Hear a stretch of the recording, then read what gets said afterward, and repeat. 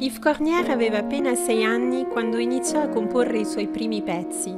Probabilmente l'ambiente musicale nel quale era cresciuto lo aveva fortemente stimolato. Suo padre, André Cornière, era stato l'allievo di Alfred Cortot.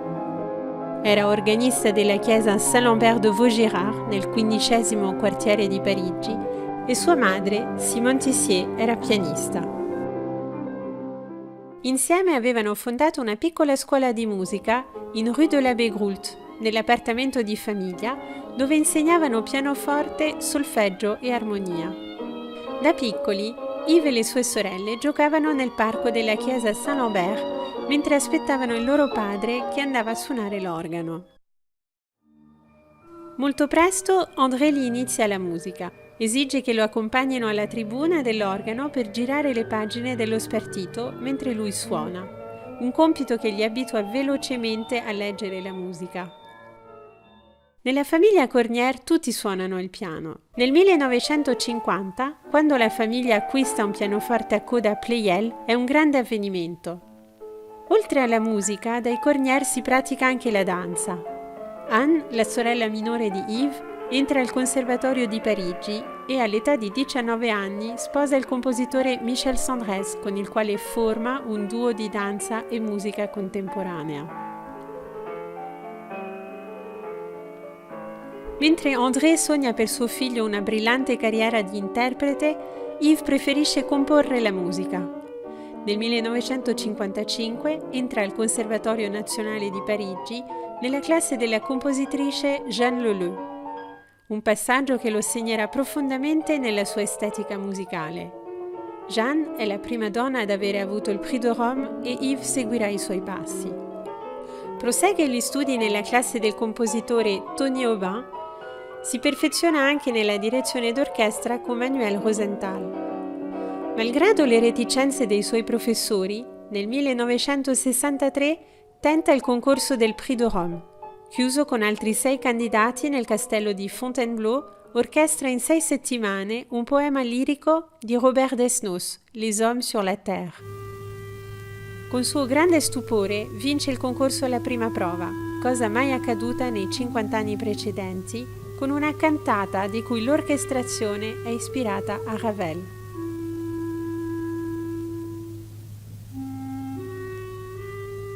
Le premier Grand Prix de Rome de composition musicale a été décerné à Yves Cornière. Il a 28 ans, l'air rêveur, des yeux bleus derrière des lunettes, il est très timide.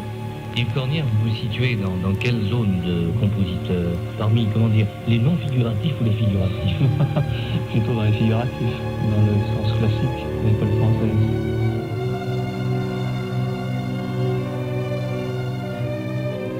Et je garde un très très bon souvenir de cette cantate, que je trouvais très bien orchestrée, avec une influence de l'orchestration ravelienne de Ravel, de Maurice Ravel, qui était un maître absolu dans l'orchestration. Voilà. La sensibilità musicale di Yves, così come quella di suo padre, è romantica. E al conservatorio non si riconosce nelle avanguardie musicali che germogliano nella cerchia di Pierre Boulez.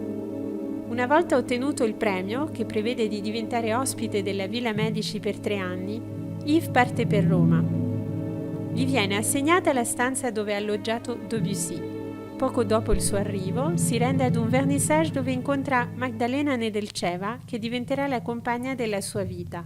Di origine bulgara, anche Magdalena suona il pianoforte e studia il canto. Il soggiorno di Roma si interrompe bruscamente.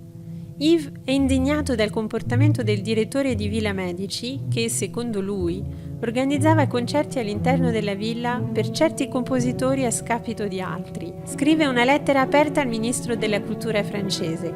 La sua denuncia non è accolta bene e Yves è costretto a lasciare la villa un anno prima del termine previsto. Fortunatamente viene invitato dai 5 grandi compositori turchi, tra cui Erkin, Saygun e Akses, per occupare il posto di professore di armonia al Conservatorio Nazionale di Ankara, creato da Bela Bartok. Arrivato in Turchia, il suo sogno di dirigere un'orchestra si realizza. Dirige Mozart, Mendelssohn, con l'Orchestra Filarmonica di Ankara, concerti trasmessi da Radio Ankara. Al suo ritorno in Francia, nel 1974, prende il posto di organista della chiesa Saint-Lambert occupato fino ad allora da suo padre.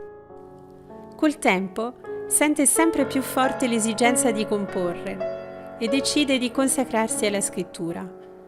Si ritira in un piccolo paese lontano dai rumori della città, Triel-sur-Seine, alle porte di Parigi, un luogo legato alla sua infanzia. In ricordo dell'accoglienza ricevuta in Turchia, Yves compone La Suite turquoise, il cui tema della siciliana traduce una chiara influenza orientale. Ha sempre nella sua tasca matite, righello e gomma per poter modificare il suo spartito in ogni luogo. Sicuramente uno dei periodi in cui sembrava molto felice. Le sue composizioni sono spesso ricche di citazioni filosofiche et culturali. Alors j'ai toujours trouvé que Yvan était beaucoup plus savant que moi. Il a suivi un cours beaucoup plus approfondi que moi. Il y a des gens en littérature aussi qui ont une culture formidable et puis à un moment, ils ne vivent plus qu'à travers leur culture et ils ne se débarrassent pas de ça. Voilà. A Yves non interessava ricevere gloria o denaro dalle sue composizioni. Scrivo per la posterità, amava ripetere quando parlava della sua musica. Purtroppo, la Suite turquoise, che considerava un po' come il suo testamento artistico, non fu mai eseguita pubblicamente quando era in vita. Le sue continue modifiche, alla ricerca della perfezione che voleva conferire all'opera, lo portarono a lavorarci fino a che ne aveva la possibilità. Colpito da un male incurabile, muore all'età di 77 anni. I giorni che precedettero la sua morte rimaneggiava ancora i suoi spartiti. La musica era la sua vita.